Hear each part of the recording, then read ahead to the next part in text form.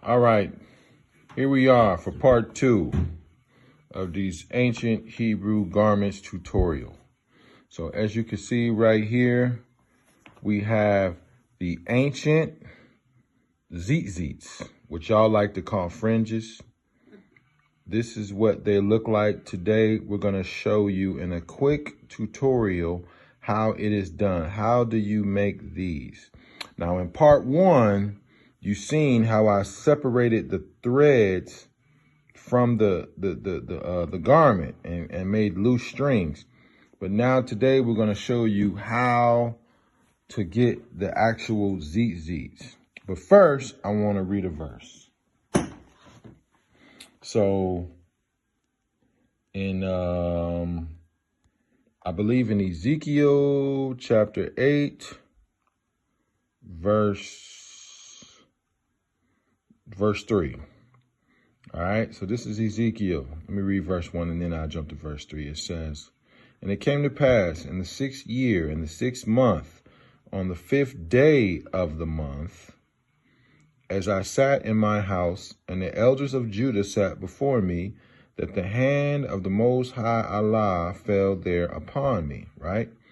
Verse 3, it says, "He put forth the form of an hand, and took me by a lock of mine head, and the Spirit lifted me up between the earth and the heaven, and brought me in the visions of Allah to Jerusalem, to the door of the inner gate that looketh towards the north, where was the seat of the image of jealousy, which provoketh to jealousy."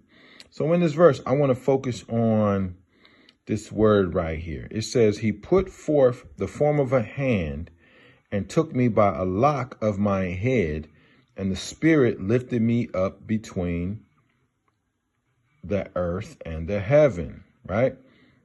So the angel grabbed Ezekiel by the lock of his head. And I'm going to look up this word lock. 1 second.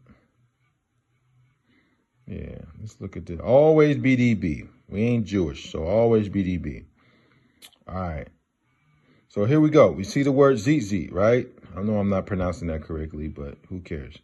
You get the word fringe, tassel, lock. So as you can see in this word, it means locks, as in locks of the hair.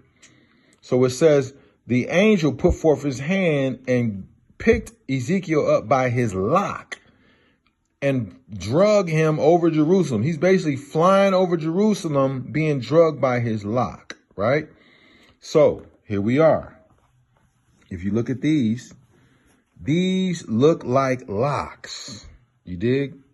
It's very, very important. If your tzitzits or fringes don't look like this, I don't know whose culture you keeping. I am not a Slavic Eastern European, so I don't practice their culture. I practice ancient Hebrew, African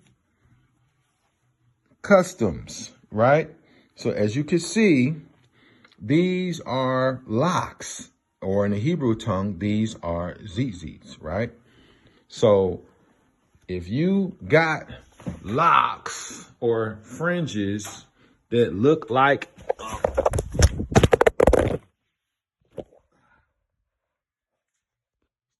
we're still recording. All right. So if you got locks or tzitzits that look like this, like loose hair, that ain't it. This ain't it. These are not tzitzits. These are not locks.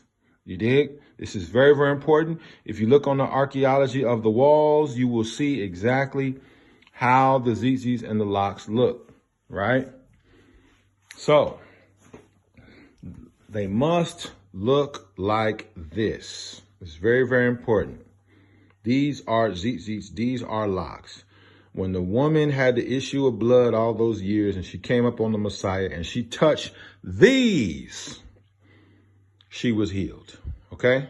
When it says that healing is in his wings, the servant of righteousness, I think it says that in Malachi or something like that. This is what it's talking about. That's the healing that is in those. not those. So this is how they are done. As you can see, my wife is making them on this garment I will be wearing tomorrow as me and the old man go up to the mountain. She combs out the garment and she gets them together, separates a nice little amount, and her fingers are the perfect size that she can do it with her own hands. Me, my fingers are too big. I have to use like a tool of some sort. And you tie the knot and you pull them through as such, right? And then boom, there you go. Those are holy tzitzits.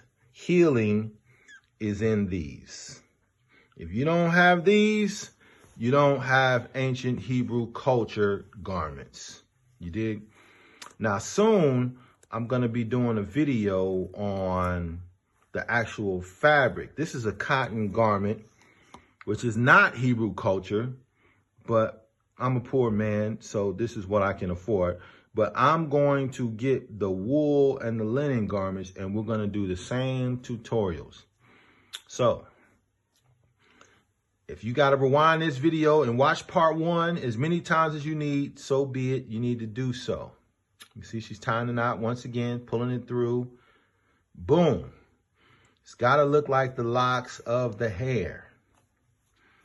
You see that? That's just beautiful. That is ancient Hebrew custom. This is how Jacob wore his hair. This is how Isaac and Abraham wore their hair. This is how David wore his hair. This is how Solomon wore his hair. This is how the Messiah, whom the world ignorantly calls Jesus Christ, wear their head.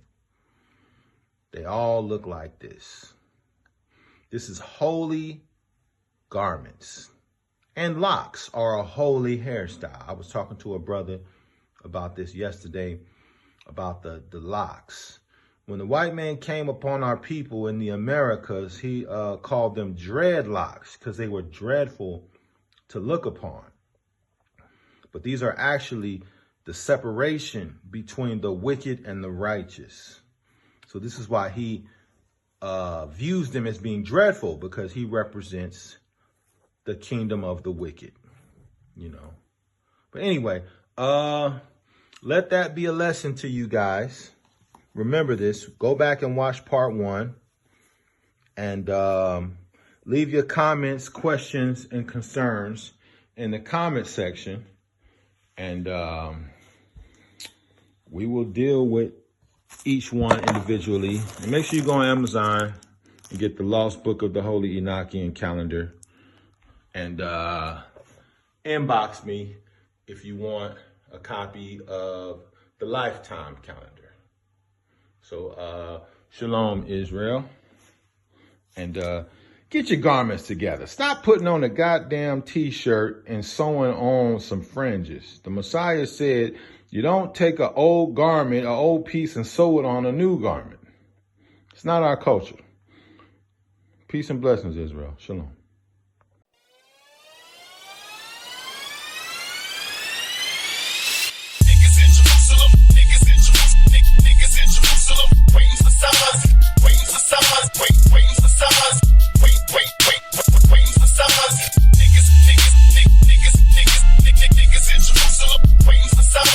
Waiting for someone,